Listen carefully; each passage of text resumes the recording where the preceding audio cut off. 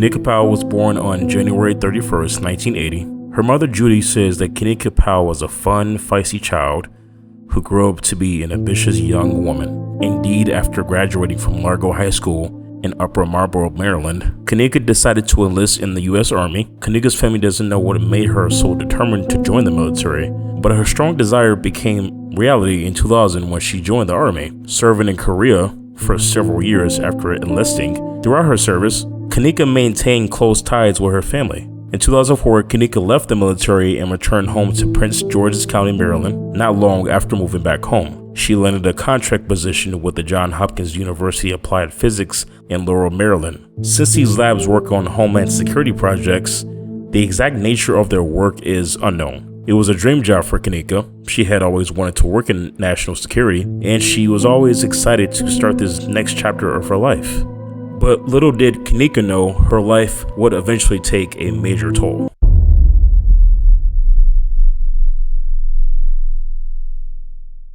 On Saturday evening, August 23, 2008, around 7 p.m., Kanika Powell was going on about her daily routines when she heard a knock at the door. Now, she lived alone, so she wasn't expecting any visitors and she didn't invite anybody over. So to hear someone knocking at the door early in the evening was kind of odd. So she thought, what the heck, let's just go and see who this person is. So she goes to the door, she checks out the peephole, and she sees a man standing there who she doesn't recognize whatsoever. So she asks him who he is. Yeah, I'm looking for Kanika Powell. I was told she lives here. At this point, Kanika is a bit confused because she's thinking to herself, how does this person know my name and what do they want from me? So she asks him, what does he want? So I'm looking for Kanika Powell involved in an investigation. I'm with the FBI. At this point, Kanika's completely flabbergasted because she has no idea about any type of investigation. So she asks the man to show some type of ID, documentation, as well as a warrant. And then next thing you know, she sees the man walking away from the door until she hears another person's voice telling the man to come into the opposite direction. Nah, come this way. Kanika was panicked. She didn't know who this person was. She didn't know if this was some type of setup. All she knew was that she needed to get an alarm system installed and that she needed to be more cautious moving forward from whoever this person was or people were. She didn't sleep for the whole night and at one point called the actual FBI, who told her that the person that arrived at her door was most likely an imposter because the FBI doesn't usually come alone. They come in groups and they usually make sure to leave a card of some sort in case you needed to contact them. Kanika was so startled by this incident that occurred over the weekend that on Monday that she decided to write a long email to her friends and family recalling what happened. As it reads, I just wanted to share with you the scariest thing that happened to me this weekend. Saturday evening around 7 p.m., a man was knocking at my door. As all of you may know, I live alone. I asked who it is and he didn't answer. So once I got close to the door and I looked out the peephole, I saw a male figure that was not familiar to me at all and that he was looking for Kanika Powell. It freaked me out completely because this man knew my name. He held a shield up but no picture ID. He told me he was looking for me in regards to an investigation. I told him that I had no idea as to what he was talking about and that he would need to show me some documentation. So he left and I looked out my bedroom window and I saw him walking. I also heard a voice tell him to walk in the opposite direction. The whole situation was scary and seemed so false. So because of this incident, not only do I get no sleep for the rest of the weekend, but I am now trying to get an alarm system installed in my apartment. Kanika ended the email advising the receipts to forward the information to any women that they knew. So overall, Kanika is scared, she's panicked, she's frightened, she doesn't know what to do, and she's hoping that these men would never come back, but just 4 days later, unfortunately, these men would come back. On Wednesday morning around 7:30 a.m., Kanika would hear another knock at the door. So she gets up, she goes to the door, she goes to the peephole, and it's another man whom she also doesn't recognize. Hi, are you Kanika Powell? Kanika would reluctantly tell him, yes, I am Kanika Powell. How you doing? I have a package for you, but I need to go and get it. So I'll be right back. Kanika would then see out the peephole that the man walks away from the door, and he would never come back with whatever the hell he was talking about with the package. Kanika, frightened, decides that enough is enough and that she needs to call 911. 911, what's your emergency? Kanika would tell the operator that someone has been knocking on her door claiming that they were trying to give her a package and that they needed to come out and send an officer to investigate, as this has been happening not once but twice.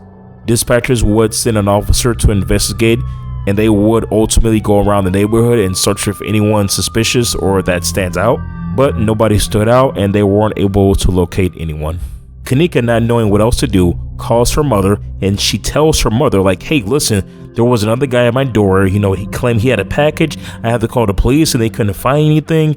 And then her mother is all like, who would deliver a package at 7:30 a.m.? Kanika's mom, Judy, could hear the fear in her daughter's voice, but she had no idea if this was some sort of scam or if her daughter was simply a target. Kanika would then tell her mother during the conversation that she would take the day off from work. The next day she was planning to leave town. Now, it's unclear whether the trip was personal or work related because her work often required her to leave town, but she did have some errands to run. In light of what was going on, she did want to go out early than running around in the dark. Her plan was to get everything done and be back home early. Kanika would arrive back home to her apartment just around 12 o'clock p.m. So she gets out of the car, she goes to the door, and right as she opens the door, she sees a man in the hallway outside of her apartment door.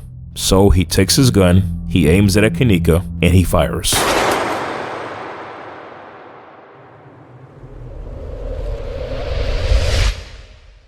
Kanika was rushed to the hospital as investigators were urged to figure out what happened. She had no moral enemies as far as friends and family who knew her very closely were concerned. Police found her car keys and her wallet next to her, so robbery couldn't have been it, and it was eventually ruled out. So this made investigators puzzled to determine the motive. They only knew one thing, and that Kanika was shot with a handgun and the killer was right there in the hallway waiting for her. Kanika, who was still alive at the hospital, never regained consciousness. On August 29th, the day after she had been shot, she would succumb to her injuries and she would unfortunately pass away. Early on, there would be a quick dead end to the investigation. Police were not able to find any physical evidence and no weapon was ever recovered. The only thing that's known about the case was that there was men showing up at her door and nothing else after that. A few months later, on November 2008, a young man by the name of Sean Green was coming up on the road when he stopped at a red light, and as he was sitting there, he noticed another car pull up right beside him. He didn't recognize the person or the car, and then the person inside of the car rolled their window down, took out their gun, and then they fired multiple shots at Sean and peeled off. Sean Green, who worked for the National Counterterrorism Center in McLean, Virginia, was murdered 30 minutes from Kanika's apartment. He handled highly sensitive information and required top security clearances. So people were theorizing that Kanika's murder and Sean's murder were somehow connected with each other because they had similar jobs that were national security and hid classified information. And as of today, police have never officially stated on whether or not there was a connection to one another. In 2009, a man by the name of Jason Scott was sentenced to 85 years in prison for the killing of 5 women and also for getting involved in a series of home invasions. Police reported that he began working for UPS to access the information of victims to rob and kill. After police received a tip that he was selling illegal guns from his UPS truck, he was arrested in July of 2009. Police raided a stash house Jason Scott kept after his arrest and found evidence linking him to 5 murders in the past year. In 4 of these killings, he murdered mothers and their daughters. 3 of the victims were shot. The murders were all random, and none of the victims knew Scott. The media soon dubbed him as the mother-daughter killer, and police in the DC and Maryland area said they believed that he was involved in other homicides. All of the murders had some things in common, including the victims' characteristics.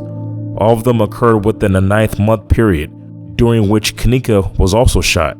Even though Kanika had been robbed and had no sign of forced entry into her apartment, he might have been planning to rob her, but couldn't.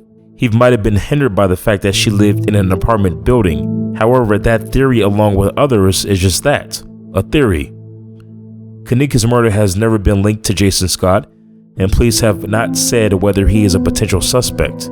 It has now been 17 years since Kanika was murdered outside of her apartment, and there is no new information about where the case stands today. It is unclear if the case is still open or if anyone is even still trying to figure out what happened, and this case remains unsolved.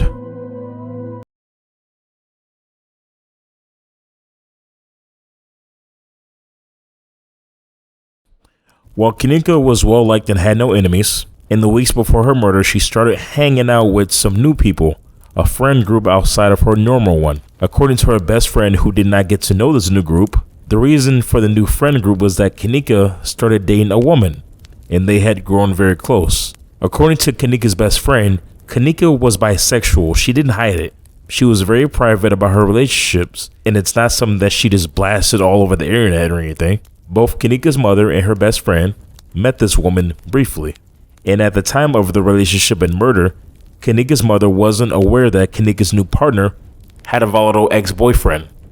It wasn't until after her murder that Kanika's friends began to discuss this ex and the bad vibes they got from him, suspecting that he may have been involved in the murder. Kanika had met this ex, meaning she recognized him if she ran into him or he confronted her. The trip that Kanika was supposed to go on, set a day after her murder, was with her new partner, a weekend trip to Atlanta to attend a Pride festival.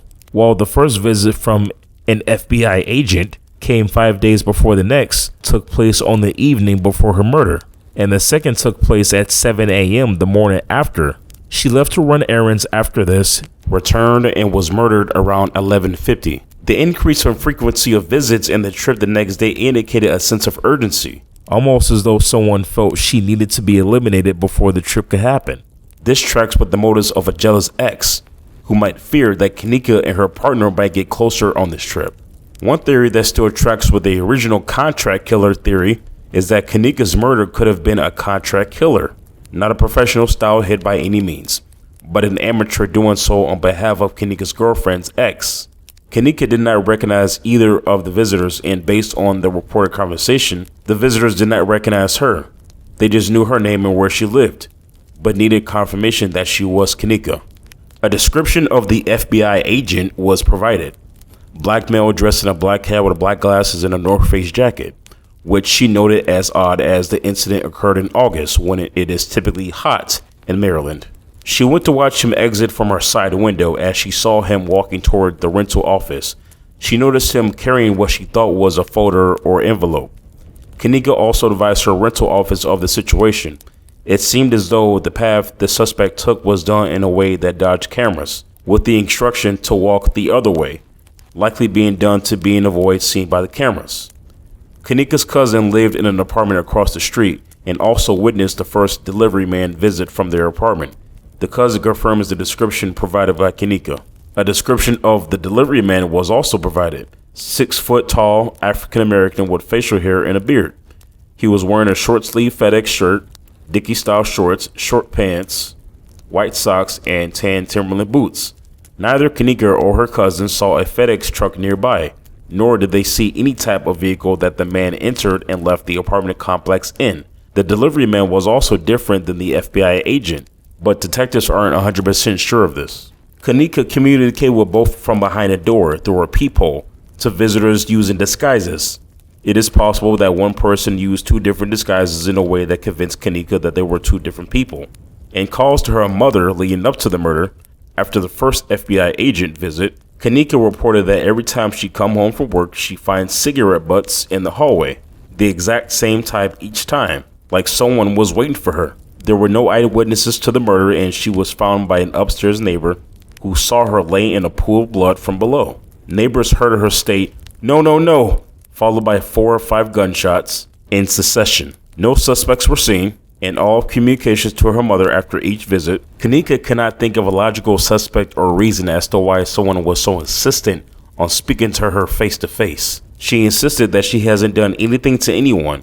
It's possible Kanika was aware of her new girlfriend's ex-jealousy, but didn't fully realize what league of danger her new partner in social circle was in.